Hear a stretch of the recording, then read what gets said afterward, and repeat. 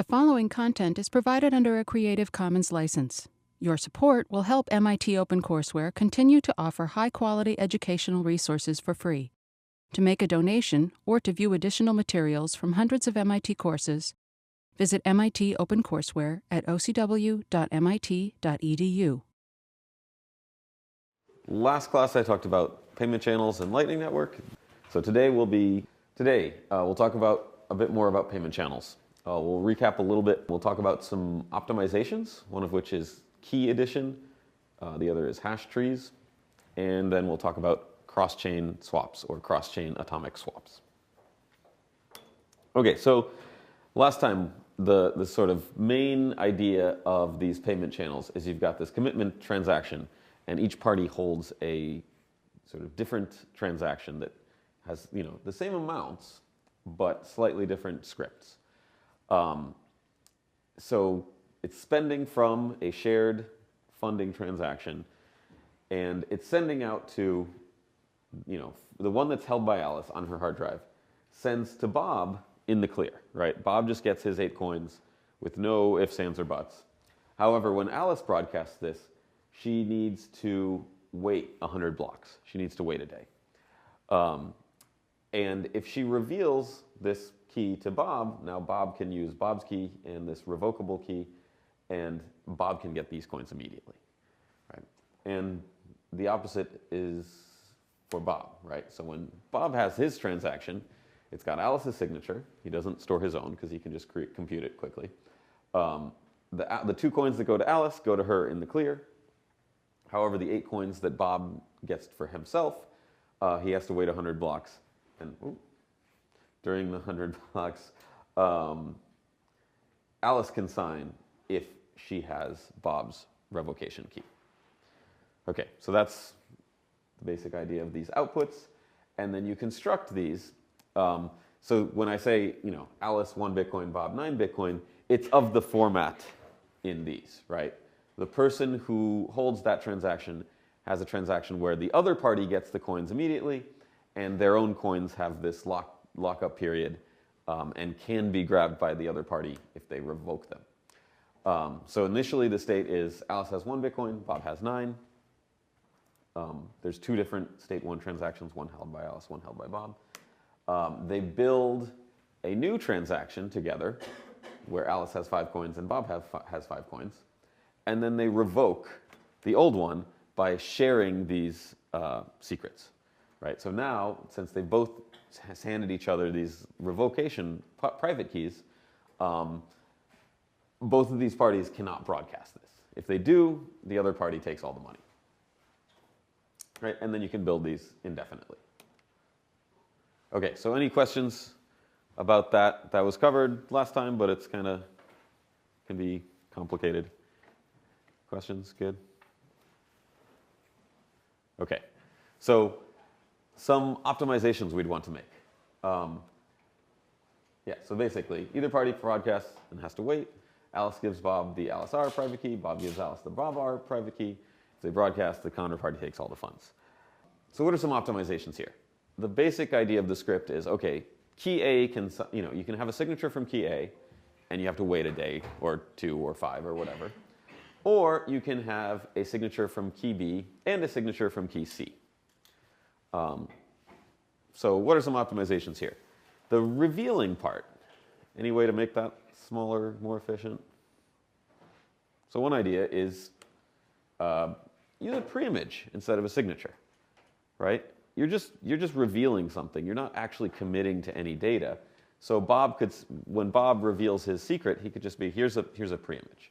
And you can get, instead of like 70 bytes for a signature, you get down to like 20 bytes for a hash and a preimage, right? So how would it work? You just say, okay, Alice signs if Alice knows Bob R's preimage, right? The Bob R doesn't have to actually sign. She can just know it. That would work. So actually, that was sort of the initial idea. I think that's what's written in the paper. But you can do even smaller. So an even smaller way to do it is combine keys. So in the elliptic curve that we're using in all these groups, all these signature schemes, if you add two keys together, you can get a third key. And it's using the addition operation that's defined on this group. So in the case where you have key B and key C, and you add them together to get, say, key R, what's the private key for key R? Anyone? You've got key B, private key, key C, which has a private key. You add the two public keys up together. Yeah, it's the sum of the private keys, right? So public key B is just private key B times the generator point, G, and then this is, C times G equals R times G.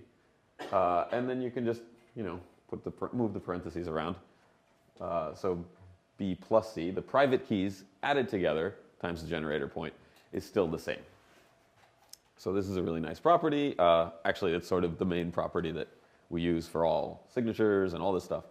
But what that means is you can say,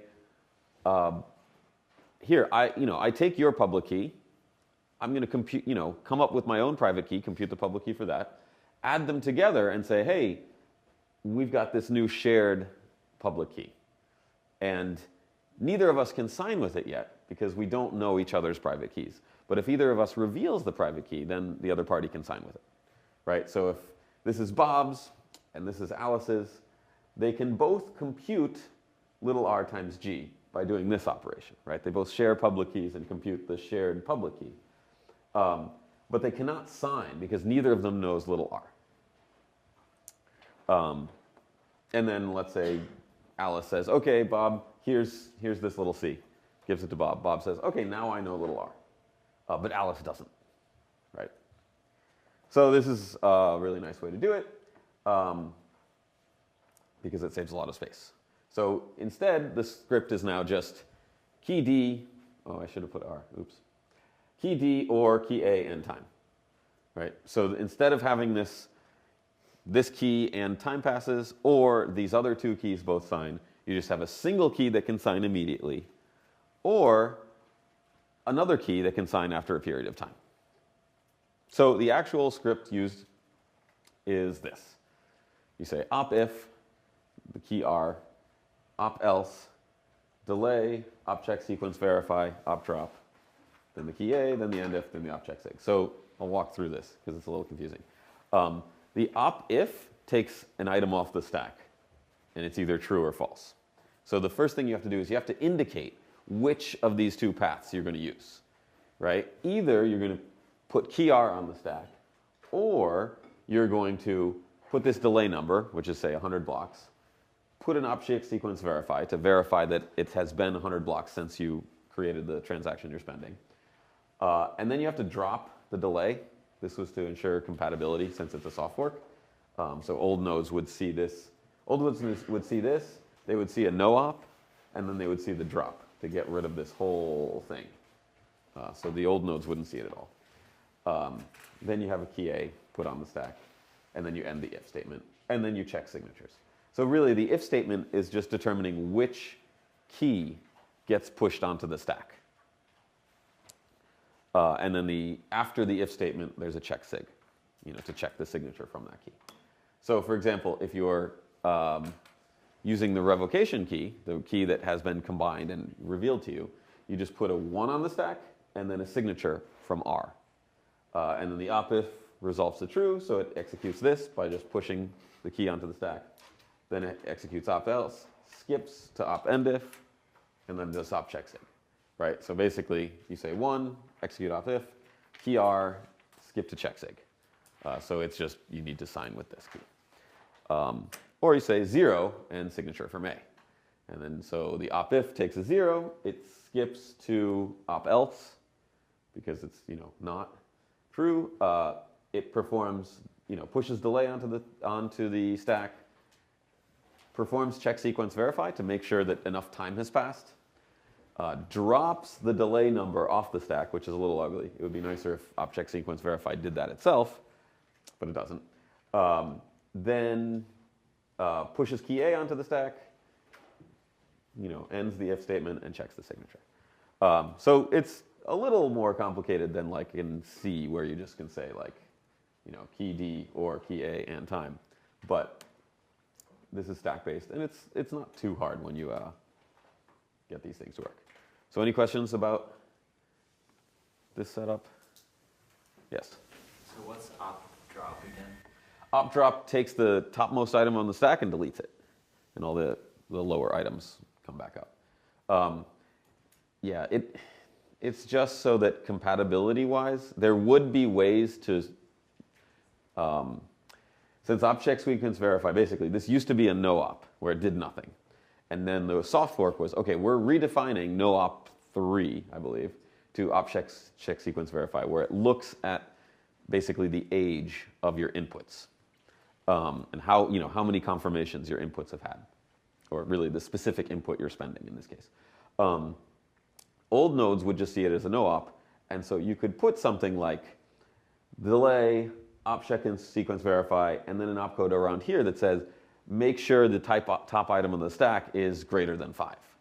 And if this consumed the delay value by taking it off the stack, the old nodes might say, oh, this is invalid. Even though this is a no-op, the subsequent opcode causes this to fail. Whereas in the new version, it would be like, no, this is good because this consumes that value. And that would actually make it a hard fork, because then there would be transactions where the old nodes thought it was not good, and the new nodes thought, yes, this is okay. So to ensure that this only restricts the validity of scripts, it doesn't pop that off, so you have to manually drop it. And drop is there from before, so to an old node, it would just say delay, no op, drop. And it's like, okay, you put something on the stack, you do nothing, and then you take it off the stack. Fine. Yeah, so that's just a compatibility thing. If you were going to make it from scratch, you'd probably do it differently.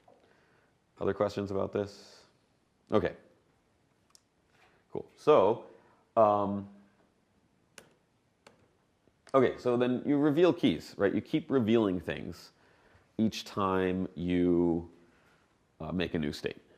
And you can do these several times a second, right? You can do it 10 times a second, something like that. So you can have millions, billions of different old transactions. The problem is you do have to remember all of these old private keys that your counterparty has given to you. Because if you forget one, they might broadcast a transaction where you really need to know that private key in order to grab the money immediately, right? So if you, for example, you forget this was revoked, but you forgot about it, and you're Alice, and then Bob broadcasts this, you really need to know that private key so you can grab Bob's 5 coins with your combined key. So you need to keep track of all of these old things. So it's 32 bytes each. It's not great for scalability. So there's actually a couple ways you could do this. How can you remember a chain of 32 byte secrets? A Merkle tree itself would have a root here, and then a bunch of little hashes that go up to the tree, the tree's root. So if these were secrets, you can't go back down, right? So if you're like, okay, I got secret 0, secret 1, secret 2, secret 3, well, I've got the parents of these two things, but I can't actually remember them any better. So the simple, like a real simple way, say, okay, I've got, and you can construct it however you want, right? Obviously, if your counterparty is not cooperating and these secret numbers are just completely random, there's nothing you can do, right? If he just says, hey, I'm going to give you secret 0, secret 1, secret 2, there's no special properties about these things. I can't do anything. The simplest way, what's a real simple way to say, okay, I'm going to reveal secrets sequentially, and then you can store fewer of them.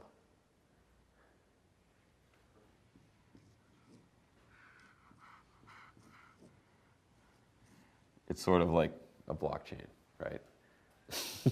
So you could just say, okay, well, I create secret 3. Secret 2 is the hash of secret 3. Secret 1 is the hash of secret 2. And so now I reveal 1. You don't know what 2 is, or, and so on. So 0 equals hash of 1. So you could just have a linear chain like this, right? So 0, 1, 2, 3. If you remember 3, you can compute 2 and 1 and 0. If you remember 2, you can compute 1 and 0, but not 3. So you can do that. That would actually probably work fine, but we always want to make unnecessary complex optimizations to things. So this would be, the problem with this is if you've got a billion of them and you need to go back to the first one, you need to compute a billion hash operations. That's kind of slow. So what we do, or what the basic idea, there's like multiple implementations, slight variations. You have a hash tree. So you reveal secrets one at a time, you store only log n secrets, and you recompute any secret you want with something around log n operations. I called it Elcrum. I think there's an actual paper that basically is this called GGM, like I think written by people at MIT. But I called it Elcrum because it's basically Merkle tree backwards because the arrows point the other direction. So in this case, if you want, you start with a root. You start with some, you start with something up here, and you say, okay, if I want to descend to the left, I append a 0 to the value of this, the hash value of this root, and I hash to get down. And if I want to go right, I append a 1 at the end, hash that, and then I go down here. So what that lets you do is there's a sender and a receiver. The sender just computes a root and stores that. They make a random root up, store it. And then they also keep track of, okay, how many secrets have I given?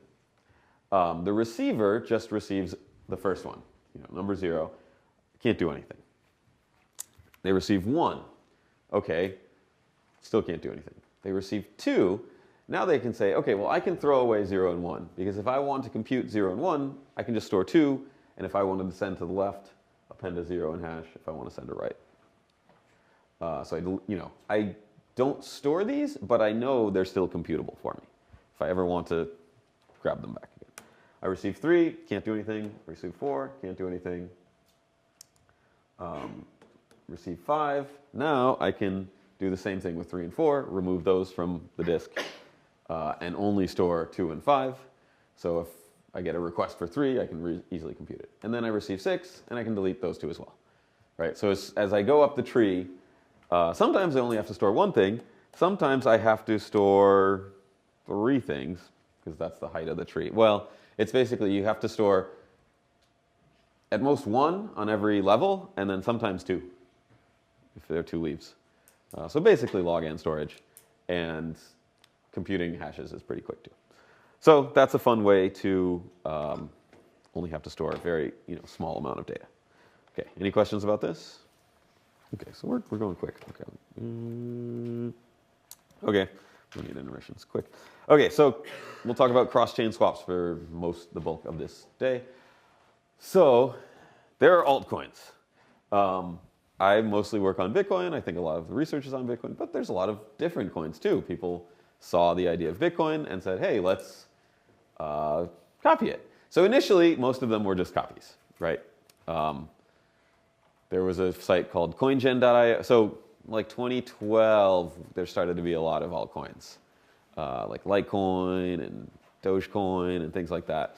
And most of them were like real small changes where they took the Bitcoin source code on GitHub and they changed a couple numbers here and there and they said, okay, well, it's a new coin. And then BlueMap made a site called coingen.io where you could do it all very easily. For people who weren't programming savvy, they could just make their own altcoin by menus. Like there's a website, you say, I want it to be called Tachcoin. I want there to be 25 coins every 3 minutes. And I want that, just a bunch of things. You could upload a little picture and it would make a program for you based on those things. And then I think he sold the site. I think it was like the first blockchain technology company as far as I'm concerned. Okay, so then recent ones are very different. People trade altcoins for Bitcoins and trade altcoins for altcoins, and they use exchanges. I don't know if, have people here used exchanges to trade altcoins? Some? Okay. I actually have. I hadn't until last year, but there was these like sort of hard forks from Bitcoin, like Bitcoin Cash and Bitcoin Gold and Bitcoin whatever, and so I actually opened an account and sold them and got more Bitcoins. How do you trade? Well, you use an exchange. And so the current exchange model, pretty much without fail, is give us all your coins post orders on our site to swap with other users, and then ask for your coins back. So the give us all your coins part, it works fine, right? They give you an address, you send your coins to their address, and it'll appear on their site generally, but you definitely can send your coins. The ask for your coins back is where the model tends to fail. There's many cases where they don't give them back. And there's a lot of reasons for this. Mt. Gox is one of the most prominent early ones, but it certainly wasn't the first. Probably one of the first was called mybitcoins.com, and then it was sort of I don't know if it was intentional, but the joke after was like, well, it's his Bitcoins now. So it was more of a web wallet that had private keys than an actual exchange. But a lot of these exchanges, they're really easy to set up. You just write some software and people start sending you coins. And then either there's like internal problems where you've got some rogue employee, or the rogue employee is the only employee, and someone just realizes, hey, this computer in front of me has $20 million worth of stuff on it. Like, I think I'll just unplug it and keep all the money. Also hackers, right? Because they're probably the best targets for, trying to intrude and hack into a system that you can find, because there's a whole ton of money on this computer. It's not like data or, I get someone's, Facebook pictures, or I get someone's credit card numbers. Like, yeah, that's nice, but Bitcoins are sort of money, and you just steal them. Okay, so other problems with the exchange model is that people tend to trust it a lot, and they think, well, this is, they assume that it's like a bank, and banks are very trustworthy, because in recent memory there haven't really been bank failures, at least in this country. So they sort of carry that trust forward, and bad things happen. So the idea is, wouldn't it be cool if we could have cross-chain swaps, where we have some kind of way where I've got a bunch of coin A, you've got a bunch of coin B, and we can swap between them without giving custody to some third party, or even giving custody to each other. So you can do this using hash time lock contracts, just like in the Lightning Network, right? So you get this coin if and only if I get this other coin. You want them to be atomic. Even if it's very quick, you don't want any period of time in which one party has all the assets or more of the assets.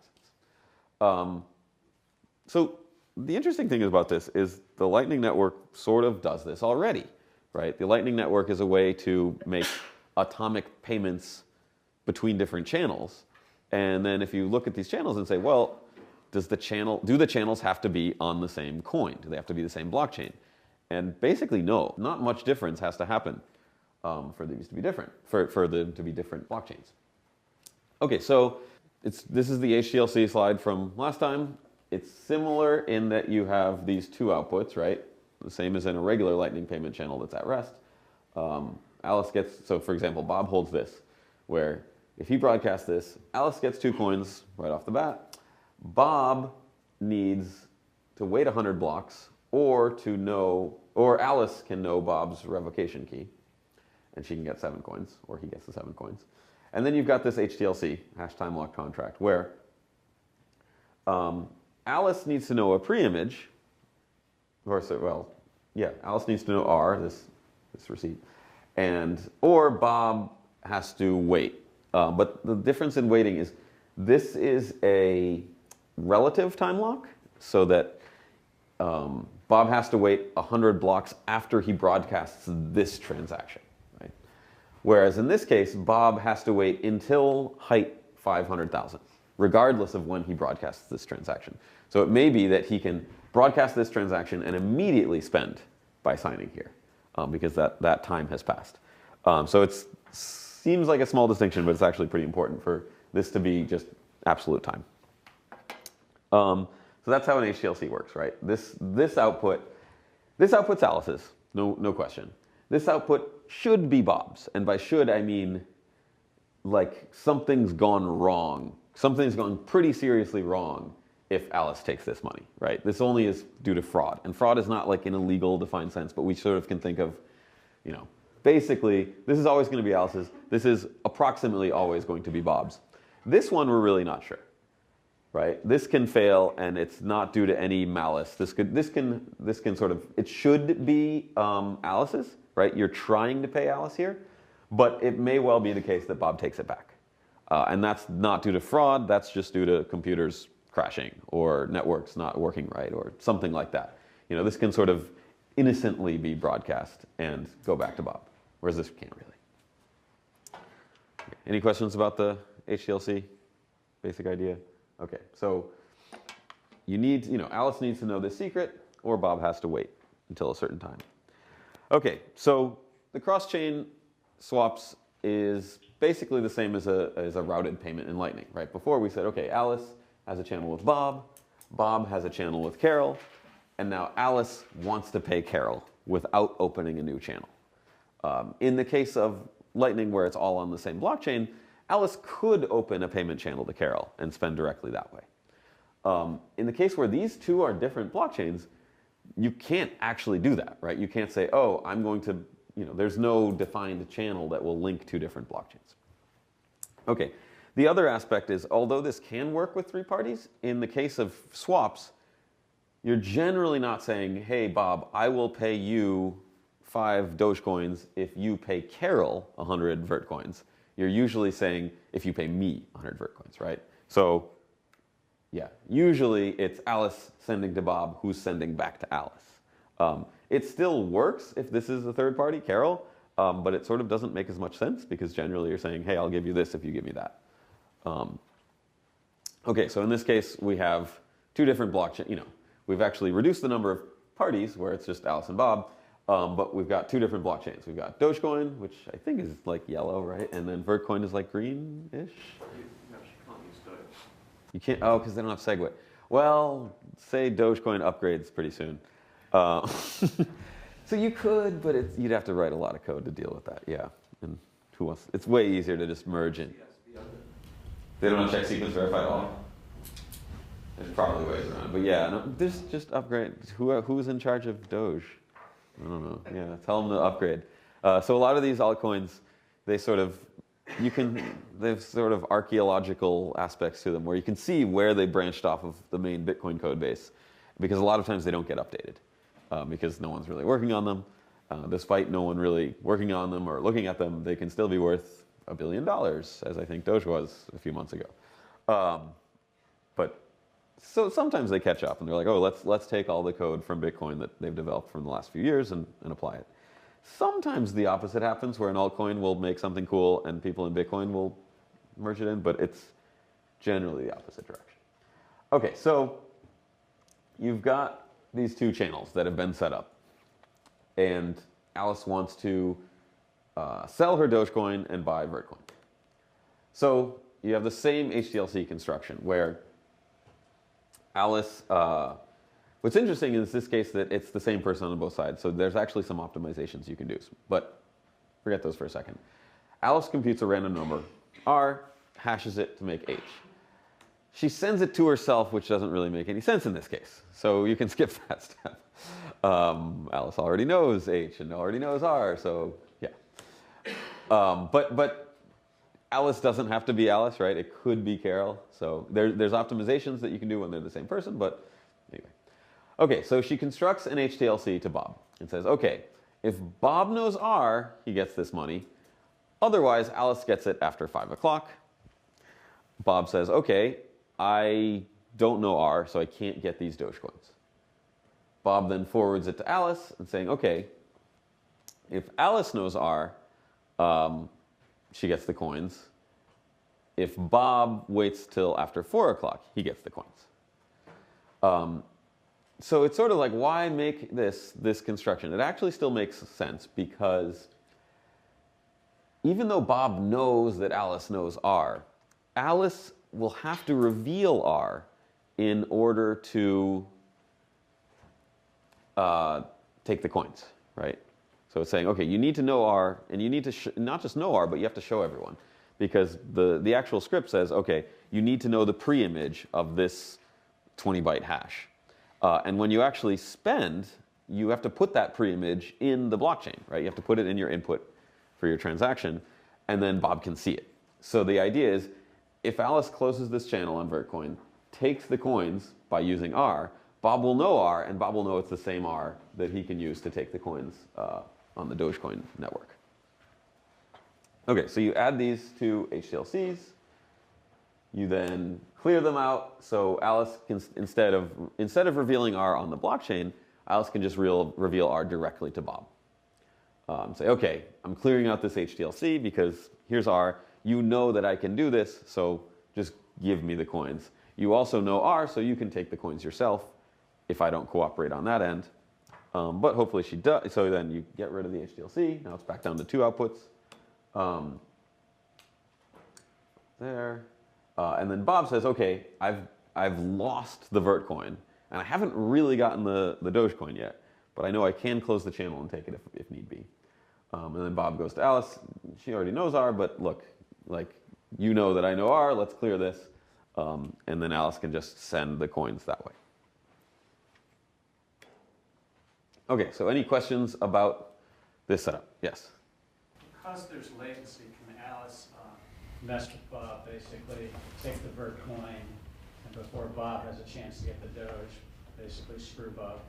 Yeah, well, that's why you have different times here, right? So yes, that is possible, that you could get to this step, and then Alice goes offline and shuts the channels down, closes the channels. But the idea is that Bob can grab these coins back after 4 p.m., whereas Alice has to wait until 5 p.m. to grab these coins back. So if Alice closes and tries to wait till right before 4 p.m. And then immediately grab these coins, Bob's actually okay, because Bob says, okay, well, you grabbed the vert coins, but I actually have another hour until I have to, I have an hour to reveal R where you're not able to get these coins back. So having this incrementing time can help against that.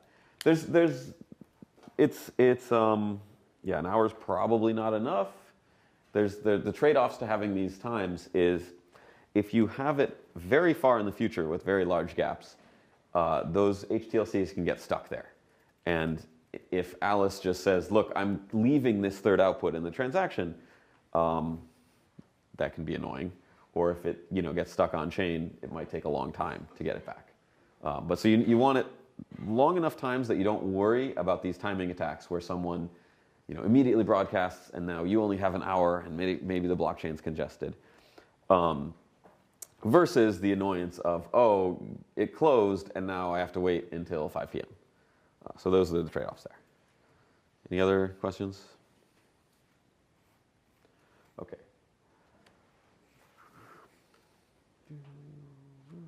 Okay, so cross-chain swaps, right? H can be revealed.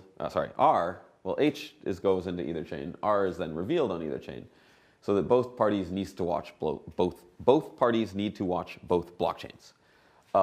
This sort of makes sense, right? In that the channels are on two different blockchains, and both parties have a channel on each. So the receiver doesn't need to be initiator, so it doesn't have to be Alice on both sides, but in most cases I think it probably will be. So yeah, Alice has a Vertcoin channel, Alice also has a Dogecoin channel, as does Bob. So they need to be operating on both networks. There are possibilities where if you had, say, this was Carol and she sent to Dave using Litecoin. So if you had Alice, Bob, Carol, Dave, Doge, Vertcoin, Litecoin, Alice would not have to know about anything but Dogecoin, right? So you actually only have to worry about the networks that you have channels in, even though there are secrets that could appear in other. Well, no, sorry, that's not true. You'll have to. So if this is Carol, Alice does have to look at Vertcoin because the Vertcoin network could show things. So you have to look at one additional chain, right? So that's one of the issues with cross-chain swaps, where you may be routing through a network that you're not aware of, essentially. I don't think that's that likely in practice, right? So it could be, I'll send you 5 Dogecoins if you send her 20 Litecoins, and then you send back Dogecoins to this other place. But it's possible. Yes? I just want to make sure that Mhm. I'm understanding this. So when they're both Alice, essentially, that scenario is Alice is exchanging Dogecoin for Vertcoin. Yes. And then if on the right is Carol, that's saying Alice is going to pay Carol in Dogecoin even though she's receiving Yeah. Vertcoin. Right. Carol receives Vertcoin. Alice loses Dogecoin. So there's an exchange. Yeah. Okay, so it's like you're paying Yeah. like US Yeah. dollars and then receiving euros or something. Yeah. So like you go to some other you go to England, you pay with your credit card, you lose dollars, but they get pounds. Yeah. And there's somehow there's an exchange in the middle. Right. And so from Bob's perspective, it works the same either way. He's getting more Dogecoins and losing Vertcoins. So Bob needs to have a lot of, well, he does, in this case, he only really needs Vertcoins. Right. So it's possible that you set up this by initially funding it. So Alice says, I have a ton of Dogecoins. Alice creates this channel, and she has like 100 Dogecoins, and Bob has 0. And same with Vertcoin. Bob could have a lot of them and say, okay, I have 20 Vertcoins, and Alice has 0. And then we can make those payments in that direction.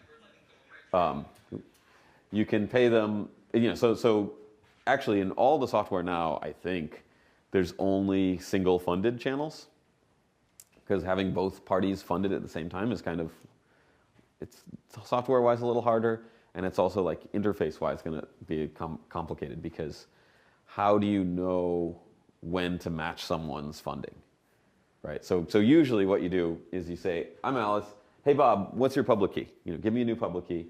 Okay, I'm going to construct this channel. Here, sign this. And Bob's like, okay. And Bob has like no money at stake when this process happens. And then Bob also creates a channel with Alice saying, okay, I'm going to put a bunch of Vertcoin in this channel. And they usually start with all the money on one side, so they can then trade. Okay, other questions? Good. Yeah, so they have to look at these different channels on different blockchains in order to make sure this works. There's still a lot of open questions here. How do you actually trade? Like, this is really good for trade execution, but what about discovery? So the current exchanges, they're not just, put all your money in here and then ask for it back. There's that middle step where like you find all the other parties. So post the orders on the blockchain and maybe. There's problems. I mean, it's not too crazy of an idea, but there's some problems with it, right? If you just say, hey, I want to sell Dogecoins and I want to buy Vertcoins, and you sort of put that in an op return on the blockchain, well, it's non-binding, right? You don't have to actually do anything.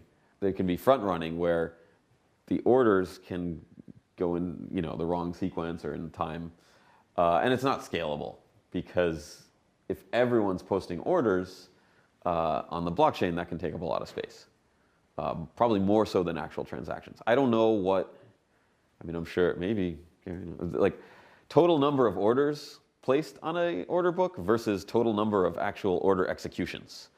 Usually there's a lot more orders that then end up getting canceled, because in most exchanges that I've seen, and I believe this is the case in like regular New York Stock Exchange kind of things, you can say, hey, I want to sell this at this price, and then a few minutes later you say, yeah, I changed my mind. I don't want to sell it at that price anymore. The price has moved and I've changed my mind.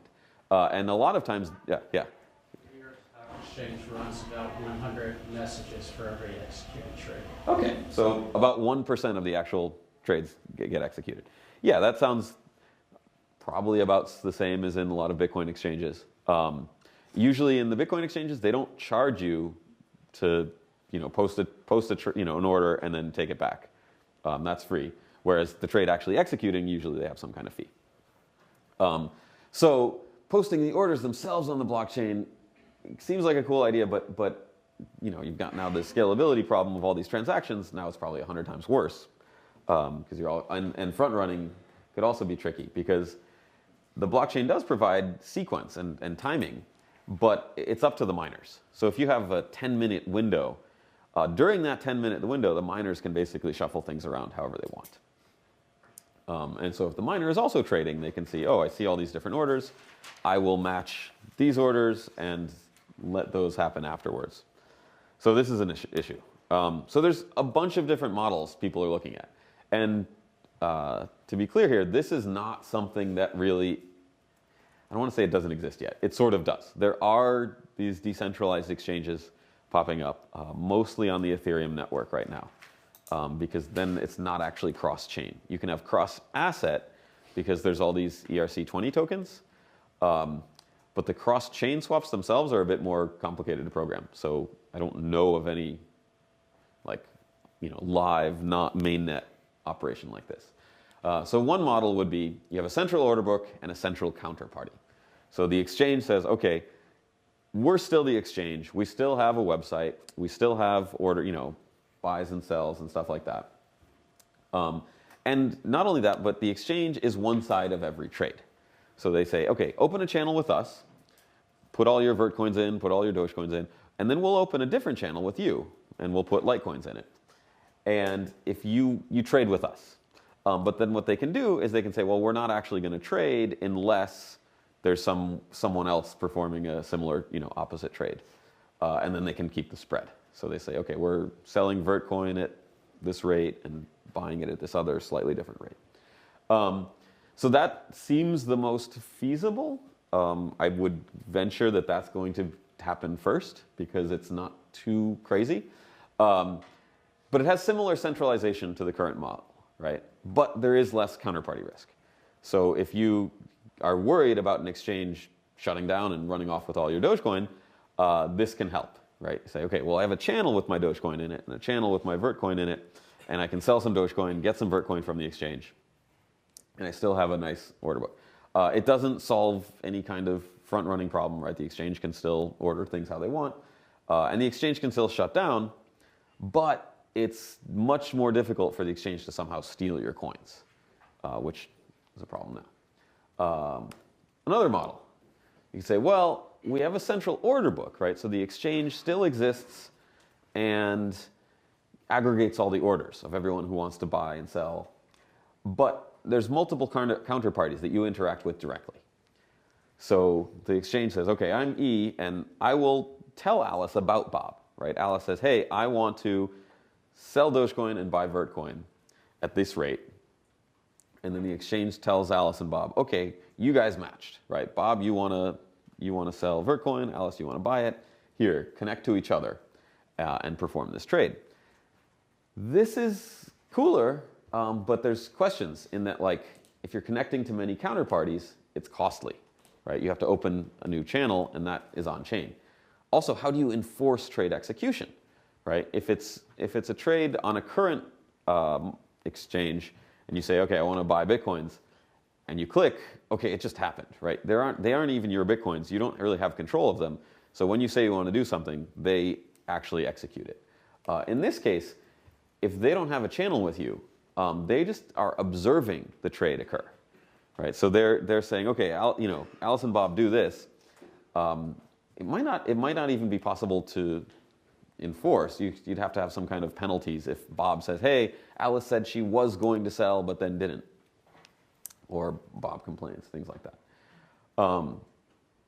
So there's a lot of ideas here, right? Another is, okay, if you're building channels, each channel that you build has these on-chain costs and takes quite a bit of time. So maybe you could have a multi-hop network from different coins, right? So instead of just Alice, Bob, Alice, you've got Dave and Carol, and as long as I'm connected to someone in this network, I can route payments to them, and they can route payments to me via different channels. So I'm connected to this like multi-coin network kind of mesh. That would be really cool. It's not implemented. It's not even really researched that well yet. So these are sort of ideas. But that would be really cool. Then you wouldn't need as much liquidity. So one of the issues with the central counterparty model is the exchange still needs to have a bunch of money. They still need to have a bunch of Dogecoins and Vertcoins in order to be a counterparty to every trade. And then the question is, well, where do those come from, right? And if you say, oh, well, it comes from customers, well, now that's back into the custodial model where they still have coins that aren't really theirs. You can say, well, and what I'm guessing is going to happen is they're going to say, well, we charge a spread and we'll accept investors. And so if you want to invest in this exchange, give give us a bunch of Dogecoin, give us a bunch of Vertcoin. We will then use it to trade with different parties. And then we'll keep some kind of spread, and then, hey, you got like a return on your invested Dogecoin. You get more Dogecoin at the end, and then you can withdraw it. I think this is still better than the current model, where you leave a whole bunch of coins on the exchange and you get nothing. Now you can choose, okay, do I want to give them my coins and take that counterparty risk, but I get some return in exchange for that risk? Or do I just want to trade without counterparty risk? So another problem with that model, but it's probably what will happen. This doesn't have that issue in that there is no central counterparty who needs to have a bunch of coins. I'm trading directly with the people who own the coins and want to sell. Yeah.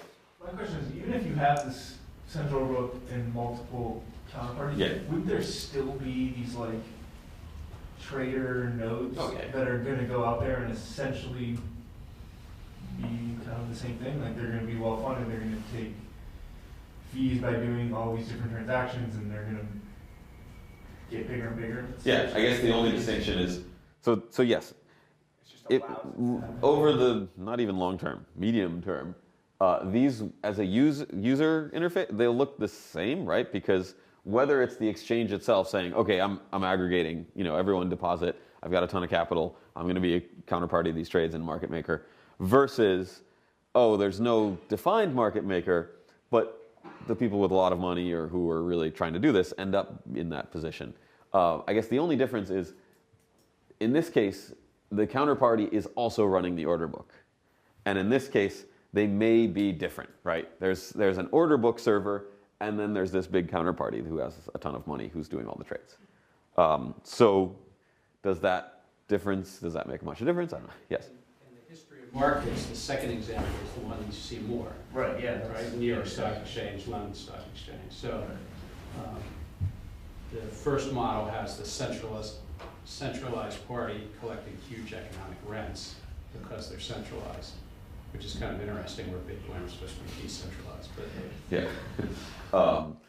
yeah. So this probably ends up with a small number of pretty big nodes, mostly because the efficiency, right? If you're connecting to 100 different counterparties and then you never actually trade with any of them, it's very costly to build those channels. And there probably has analogies to in real life. It's costly to maintain these, relationships with all these different companies and stuff. It's much more efficient if we just all meet under this buttonwood tree. It's a different issue in that, enforcing trade execution, you might not have legal, you might not know who any of these people are legally, so you have some kind of penalties or some kind of proofs that a trade occurred the correct way, things like that. Yeah. Enforcement, I don't fully follow, but the way the trades are set up, do you need to enforce them, or before you enter into them, you already know what outcome is going to be? So the example is, so the example is Alice goes to a server, right? So you have an exchange, but this exchange is only the order book, right? So there's little buy and sell kind of things. And then Alice says, okay, I want to buy VTC. And then this is Alice. Bob says, okay, I want to buy, Dogecoin. Then the exchange says, oh, you guys crossed, right? You want to buy Vertcoin at a rate that he's willing to sell at, or slightly higher, or whatever. So trade, right? So the exchange tells both people, hey, you matched. Now you have to trade. And then as soon as A sees, oh, you matched, you have to trade, Alice disappears and says, oh, I didn't mean to, right? So the exchange only can provide information. They can't actually force Alice and Bob to do the trade, is the problem. I guess in broadcasting your potential trade, there's information for somebody to come in at those. So if you do if it's at a specific price, and you're actually publishing what you would need to actually execute the trade. Yeah. In this, at least in Bitcoin, I don't know how to do that because you need to know who your counterparty is in order to either use these channels, or even if it were on-chain, right? You have to share these secret, like it's interactive with your counterparty. So at least in Bitcoin, I don't know a way to say Alice is posting her buy Vertcoin, order in a way that anyone can then go and fill it without additional interactivity from Alice. There might be, I think there's ways to do that in Ethereum for Ethereum tokens, and there are people who've written software like that. But in the Bitcoin model, there might be a way to do it. We haven't figured it out. So it's sort of, you put in your orders, they return and say, okay, trade, and now, now they have to continue to interact. So it's pretty straightforward for Bob or Alice to just unplug her computer right at that point. And that introduces timing sort of issues where Alice just puts in all these fake trades. Maybe they're kind of out there. But sometimes the market moves during the time between I put my trade in and the execution comes back. And so I unplug most of them, I ignore most of them, but the ones that are beneficial I actually go through with. Which isn't too far from the way markets work. Well, yeah. So, so it's, The difference is you're saying these are not live hot bids and hot offers, meaning executable, they have another step before they're executable. Right. So this is a new form of spoofing. This spoofing goes on in the U.S. Swaps market all the time because they're not live bids and offers. But in the market where there's executable bids and offers, that's the distinction. Yeah. Because it's not hot. Right. It's So essentially canceled. right. It's, I guess, so hot in this case would be if Alice's offer contains all the information needed by Bob to execute the trade, then it would be sort of hot in that sense, and that Bob doesn't have to interact with Alice anymore to execute. With these construction, with the cross-chain swaps using these channels, you still have to talk to each other, right? Bob needs to, Alice generates the R value, shares the hash with Bob, they're talking to each other. So we don't know, if someone figures out a cool way to do it, then great, that will solve this issue. But, yes. Is 0x and radar relay, are they hot because they're... I believe 0x is, from what I've read. I don't know about how whatever that is, radar relay works, but 0x, you post, you basically, your order is executable by any party without further input from you.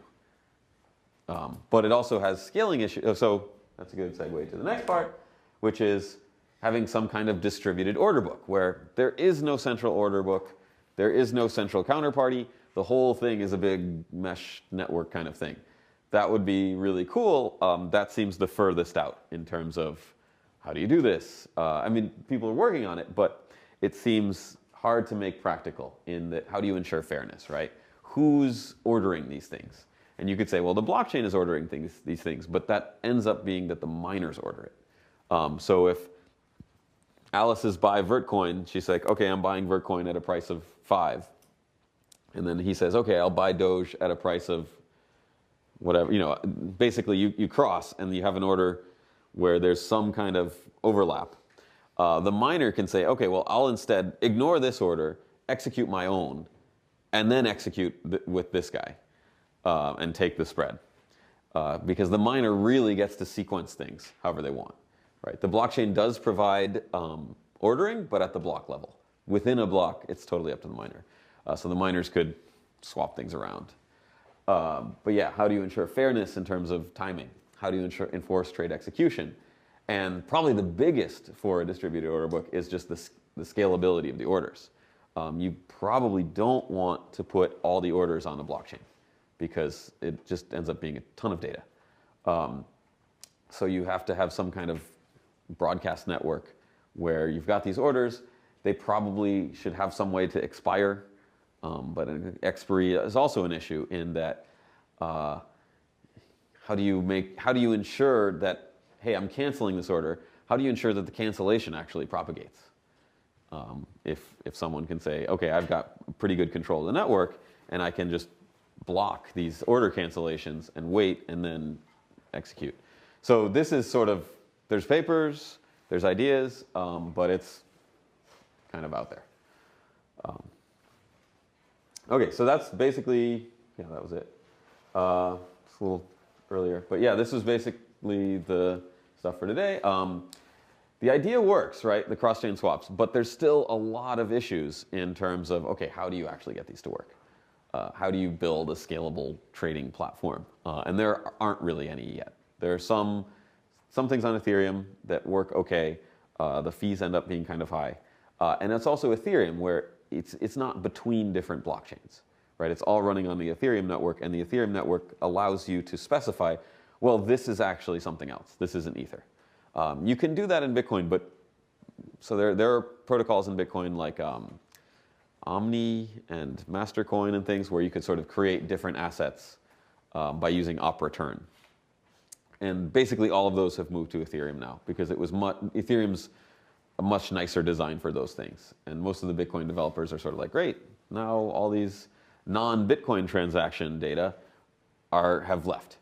And Bitcoin is just focused on moving Bitcoin around. Yeah, so the basic idea works. There's still a lot of unsolved questions. Further research required, which is great to hear when you're a researcher. And there's people working on this here. I'm working with a MN student on cross-chain swaps this semester. There's other people working on all sorts of decentralized exchange things. Neha is also very interested in it, so if you want to work with Neha, that's a chance.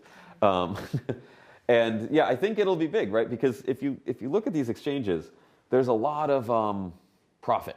So like, I don't know, a year or two ago, you look at like Poloniex, they were making like $1 million a day. There's so much volume, and they have very few employees. And they're like I think the market is getting sort of more established now in terms of it's going to be larger players and stuff like that. But it was pretty much like Wild Wild West a few years ago, where you're just like, I'm going to open an exchange and I don't even need a bank account. The big exchanges that have bank accounts, I feel like are less profitable.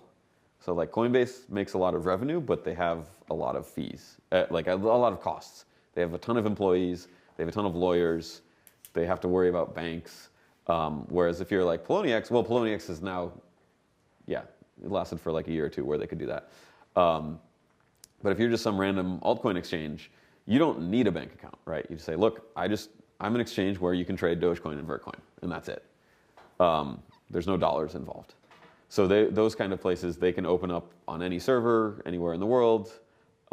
They don't even need to be companies. They can just be one server. And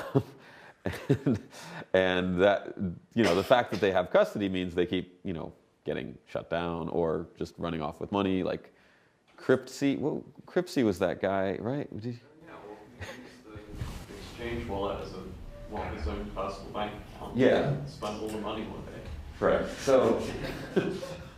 So, and then he said, I remember there was a blog post where he just sort of said he did that, and it was just like, justify it. Like, yeah, we were making fees and stuff, so it was okay. We thought we could just top it up, and then it's like where the two graphs just diverge, unfortunately, and it just went to zero. So. But it was just an amazing blog post where it's like, wait, you're just admitting to a whole bunch of crimes here. Like, you probably shouldn't have written this. And then he fled to China, but I think they got him. He's in jail now or something. Anyway, so there's a lot of pretty bad actors in the exchange space. It's not well run generally, but there's enormous amounts of profit, which to me seems like an inefficiency, right? Wait, why are these people making $1 million a day for something that is sort of just running automatically on this computer? That seems like ripe for disruption. And so there's a lot of people interested in, okay, how do we decentralize the exchanges, make them less trust involved, less risk involved, and probably make less money than Poloniex or OKCoin or whatever.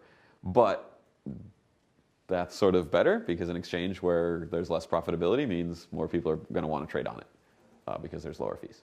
So there's a lot of research into this. I think it's pretty cool.